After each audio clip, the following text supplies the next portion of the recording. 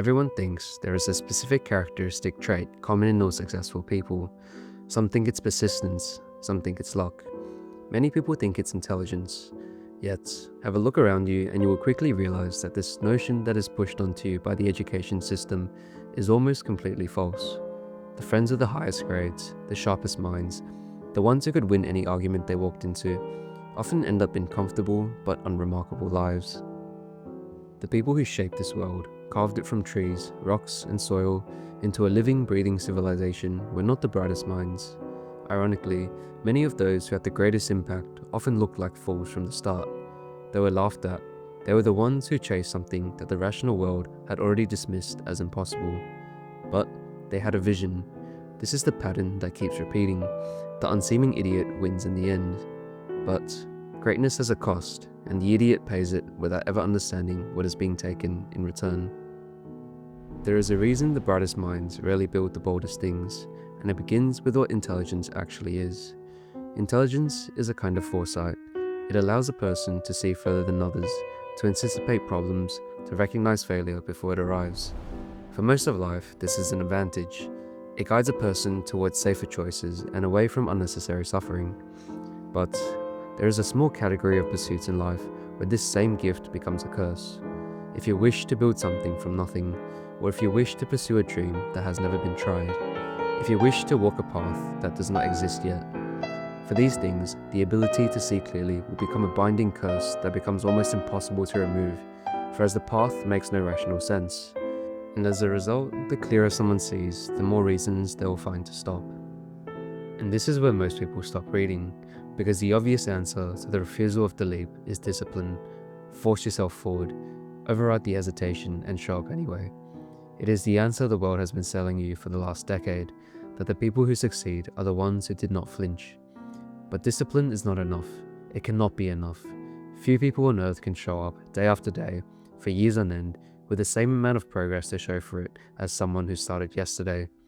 Discipline assumes the work is paying you something, a slow accumulation and a quiet compounding, a debt the world is keeping track of. But the world keeps no such ledger. The discipline runs out and the patience runs out.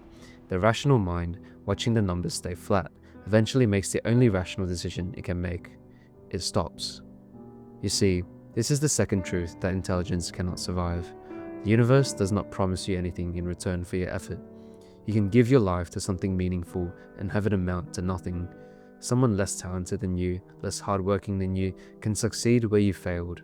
There is no ledger. There is no cosmic guarantee that the years will be repaid, and the more intelligent you are, the more clearly you see this. Albert Camus called this the absurd. He believed the honest response to it was not despair, but defiance. He used the image of Sisyphus, the man condemned by the gods to push a boulder up a hill for eternity, knowing it would always roll back down. We must imagine Sisyphus happy, Camus wrote, because meaning is not found at the summit, it is found in the pushing. The idiot, in his clumsy way, has arrived at the same conclusion without ever reading Camus. The idiot is simply pushing. He has not paused long enough to ask whether the universe owes him anything in return. He is either delusional or he is operating somewhere underneath the layer of the brain where careful reasoning lives. He is not weighing the evidence, nor is he running the calculation. He is simply continuing, for reasons he cannot explain, toward a thing he cannot fully see, and that is the only reason he ever arrives. Jimmy Donaldson is a perfect example of this. He began uploading videos to YouTube at the age of 13, and for the next 6 years, almost no one watched them. 6 years of working in near total silence, of producing content that returned almost nothing. By every rational measure, the project had failed long before it began. His videos were strange. He counted to 100,000 on camera. He sat in a chair for 24 hours. He gave away money in ways that made no commercial sense. He dropped out of college against his mother's wishes and spent thousands of hours studying the YouTube algorithm with the kind of devotion that most people reserve for religion. The people around him, the ones with normal lives and steady jobs, watched and shook their heads. Yet, he did not stop. He continued for 6 years with almost nothing to show for it, and then, in his late teens, his videos finally began to find an audience. Within a few years, he had built something that no one had ever built before, and today, he is the most watched person on the internet, and the empire he has built did not exist when he started. The people who once told him to give up are now telling other young people to give up. He was not running a calculation, he was not weighing the odds. He was doing the irrational thing, the thing intelligence would have prevented him from doing, the thing that only someone unburdened by careful reasoning could have done. But the trait that builds an empire does not switch off once the empire is built. The same blindness that lets a person push through 6 years of silence also prevents them from noticing what is being lost along the way. Friendships fade because there was no room for them. Family relations drift because the dream consumed the attention they once received. The years of mornings and evenings and weekends surrendered to the pursuit are not returned at the end. The boulder gets pushed and pushed and pushed, and somewhere in the pushing, the person doing the pushing becomes someone else. Nietzsche once warned that he who fights monsters must be careful not to become one.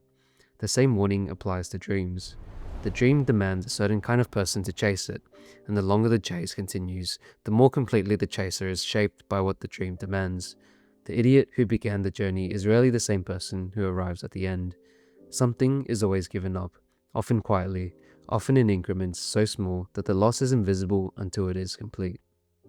The successful are not always happy, the obsessed are not always whole. There are men who have built empires and cannot remember the last time someone spoke their name with genuine affection, only calculated interest. The summit is a lonely place and the climb is longer than anyone tells you. This is the trade the idiot makes without realizing he is making it. He gives his ordinary life, the friendships, the evenings, and the easy years, for the small unlikely chance of becoming something he cannot yet see. Most of them lose the trade. The ones who win it do not get to keep what they gave away.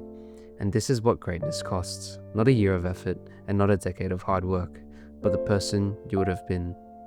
Intelligence will tell you that this is a bad trade, and intelligence will be partially right. Most of the people who leap do not land. Most of the idiots fail and are forgotten. The reason we remember the ones who succeeded is precisely because they are rare. But the ones who refused to leap, the ones who stood at the edge calculating forever, and the ones who let intelligence talk them out of the only life they were ever going to have, are not remembered at all. They were too clever to be remembered, and they saw the cliff too clearly to ever jump.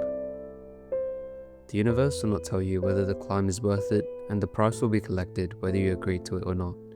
The idiot is already walking, and one day, when the rest of us are still standing at the edge, running the numbers, the idiot will be at the top, hollowed by the climb, but indisputably at the top. And yet, you are still weighing it. You are asking whether the price is worth paying, whether you have it in you, and whether the trade makes any sense at all. The fool never asked. He was already walking before the question had words, and that is the cruelty of seeing clearly. The same clarity that shows you the summit is a thing that roots you to the ground. So, the question worth asking is whether you are willing to be that kind of fool, because the alternative is to be the kind of clever that nobody remembers.